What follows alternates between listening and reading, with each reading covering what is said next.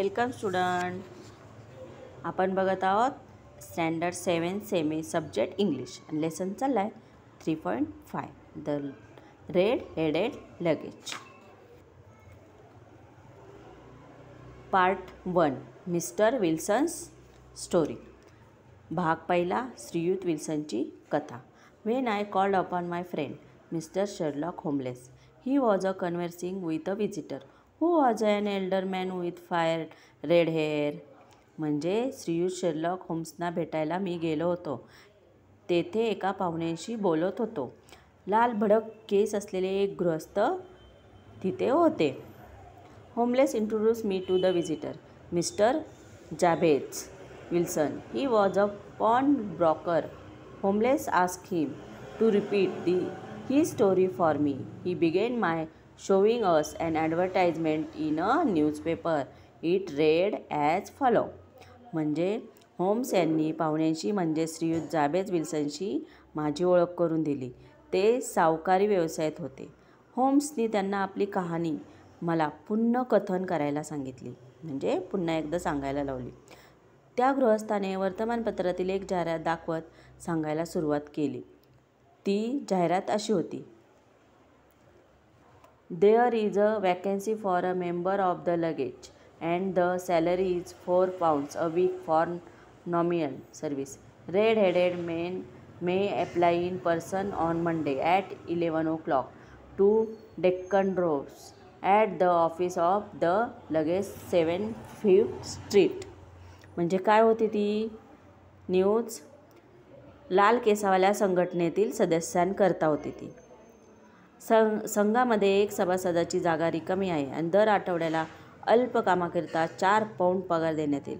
लाल केस असणारे पुरुष सोमवारच्या दिवशी 11 वाजता 7 फ्लीट स्ट्रीट येथील संघटनेच्या कचेरीत डक्कन रॉस यांच्याकडे प्रत्यक्ष हजर राहून आपला अर्ज दाखल करू शकतात. The advertisement had appeared in newspaper 2 months ago. Mr. Wilson's assistant, Vex Spaulding, has shown it to him. Mr. Wilson liked his assistant. He was a smart, efficient, and worked for only half the normal wages. But the assistant also had his faults. Every now and then he left work and went down into the cellar to develop photographs. Photograph was his hobby. 2 महिन्यापूर्वी ही जाहिरात वर्तमानपत्रामध्ये आलेली होती.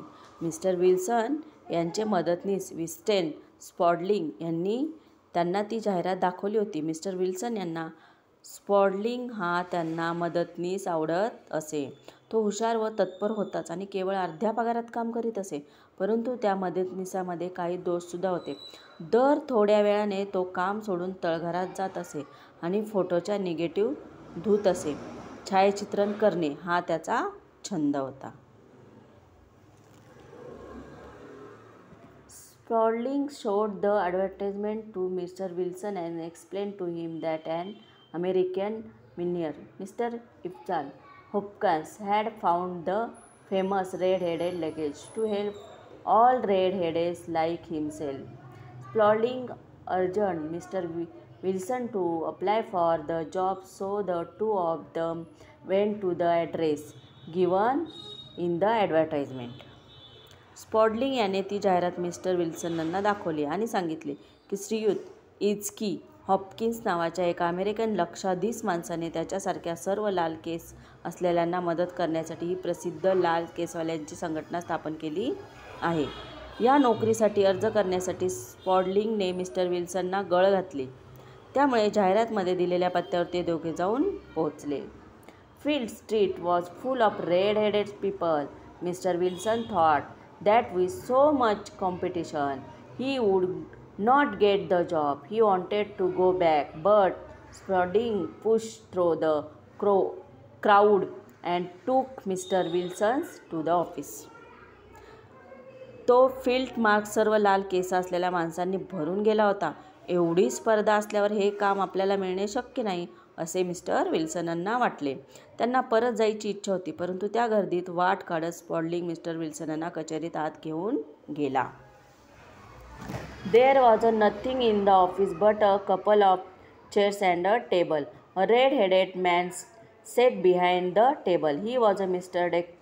Ross, a representative of red-headed luggage. He was very pleased to see Mr. Wilson and announced immediately that he was well suited for the job. He shook hands with Mr. Wilson, congratulated him, and told all other candidates to go back. म्हणजे काय झालं, 1-2 खुर्च्या आणि एक table सोडता त्या कचेरीच्या आत काहीच नव्हते. टेबलामागे एक लाल केसवाला माणूस बसला होता. त्याचे नाव मिस्टर डक्कन रॉस. तो लाल केसवाल्यांच्या संघाचा प्रतिनिधी होता. मिस्टर विल्सनला पाहून तो फार खुश झाला आणि तो त्या कामासाठी अगदी योग्य आहे असे त्यांना ताबडतोब जाहीर करून टाकले. आणि त्याने विल्सन यांच्याशी हस्तांदोलन केले आणि त्यांचे अभिनंदन केले आणि त्या सर्व उमेदवारांना त्यांनी परत जाण्यास सांगितले. तुम्ही लेसन आज इथपर्यंतच आपण बघूया, उर्वरित उद्या पाहूया. तुम्ही लेसन पेज नंबर 78 आणि 79वरचा लेसन रीड करायचा आहे आणि हार्डवर्ड्ससुद्धा राईट करायचे आहेत. थँक्यू.